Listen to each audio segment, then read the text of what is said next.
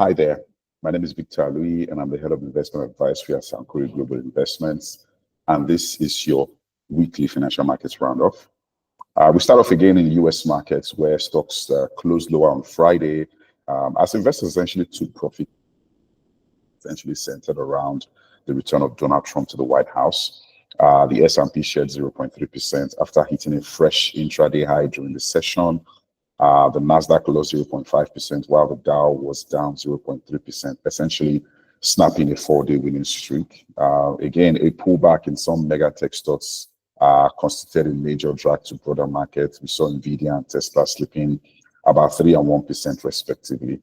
Now, in spite of the pullback that we saw on Friday, the market really remains optimistic towards Trump, his pro-business stance, as this has largely pushed risk assets higher, with investors really focusing on the inauguration last week. Also, there was some positive relief, if you will, on the tariff front, as action there sort of seems to be, delayed by the Trump administration. So for the week, all three major indices posted their strongest or their second positive week, signaling sort of like a return of the bullish markets after the pullback that we saw in December. The S&P was up 1.7% last week, while the Dow climbed 2.2%. The Nasdaq rose also 1.7% as well. Notably, in his address last week, particularly to world leaders at the World Economic Forum, Trump stated that he'd demand that interest rates drop immediately. Also added to the fact that he would ask Saudi Arabia and OPEC plus nations to lower prices. So obviously, the market took these, comments as being positive, and that also contributed to the positive sentiments and momentum that we saw for the better part of last week. Beyond politics, however, investors also kept an eye on earnings, which has been strong, throughout last week. Really, 16% of the S&P companies had reported as at Friday last week. We saw 82% of them posting positive EPS surprise, while about 62% posted positive revenue surprise. Going into this week, the market is also going to be very focused on earnings. 4 out of the magnificent 7 companies are slated to report their earnings this week, and the outcome of those results really would help investors gauge how long this whole AI play would continue to hold sway, and this will certainly have very strong implications for near-term market direction. Also on Wednesday, the Fed is going to be meeting its first meeting of the year. Market is basically pricing in a 99% chance that rates would stay unchanged at that meeting.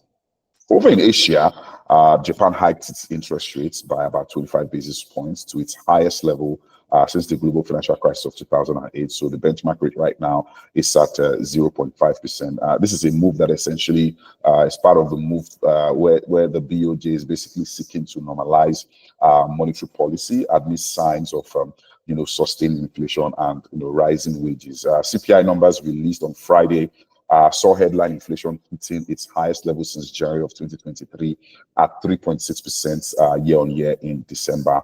The yen strengthened in the aftermath of this rate decision, while the yield on the 10-year Japanese government bond climbed about 2.5 basis points to 1.23%.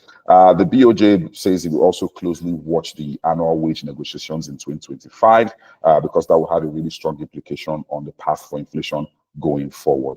Moving to South Korea, GDP estimates came in lower than expected in the fourth quarter of the year, came in at 1.2%. The expectation was that we were going to see a 1.4% growth. So clearly, weakness in consumption and construction were the major drag on that GDP number, as it sank to its lowest in about 6 quarters. Also, quarter-on-quarter GDP missed expectations with a 0.1% growth in the final quarter of last year against an estimate of 0.2%. So full-year GDP came in at 2% for last year, better than the 1.4% that we had seen in 2023. Also important to mention that the Korean won weakened on this announcement.